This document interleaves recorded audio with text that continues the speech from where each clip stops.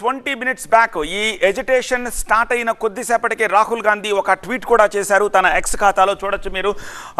We have march to PM Modi's house.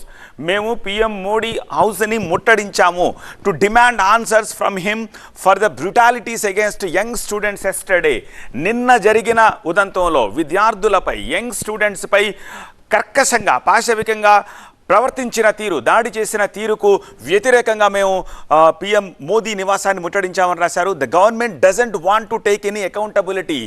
ఏమీ జవాబుదారీతనం లేకుండా ప్రవర్తిస్తోంది, లేదా does it want to take debate on parliament. దీని గురించి అసలు పార్లమెంట్లో చర్చే చేయకూడదని చెప్పి కోరుకుంటుందా అని అందులో ప్రస్తావించారు. Prime minister and home minister must resign for destroying the future of India's youth.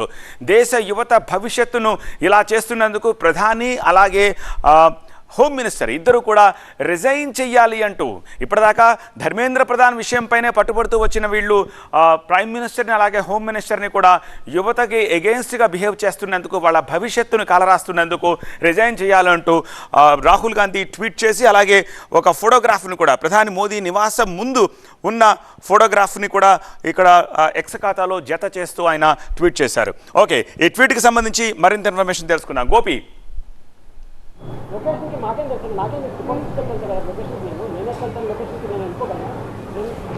ప్రధాని నివాసం ముందు ఇంకా ఆందోళన కొనసాగుతోంది. ప్రస్తుతం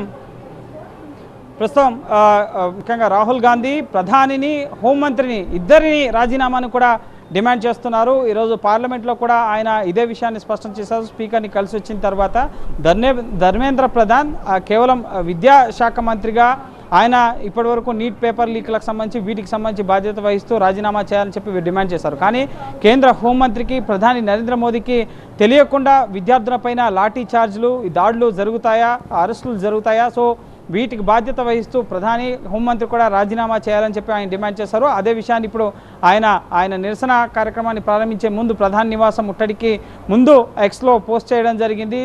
దేశ భవిష్యత్తు, దేశ యువత భవిష్యత్తు ప్రమాదంలో ఉంది, ఖచ్చితంగా ప్రధాని, హోంమంత్రి రాజీనామా చేయాలన్న డిమాండ్ అయితే వినిపిస్తున్నారు. సో చూడాలి ప్రభుత్వం ఈ విషయాన్ని ఎంత సీరియస్గా టేకప్ చేస్తోంది. ఎందుకంటే ఇది ఈరోజు మొదలైంది కాదు. నీట్ పేపర్ లీక్ అయిన నాటి నుంచి ఇప్పటి వరకు కూడా విద్యార్థులు, వరుసగా విపక్షాలు అందరూ కూడా డిమాండ్ చేస్తున్న అంశం ధర్మేంద్ర ప్రధాన్ రాజీనామా అనేది. ఇప్పుడు అది ఏకంగా ప్రధాని రాజీనామా వరకు చేరింది కాబట్టి సో కేంద్ర ప్రభుత్వం ఏ విధంగా వ్యవహరిస్తుందనేది మనం వేచి చూడాలి. All right Gopi, thanks for the updates.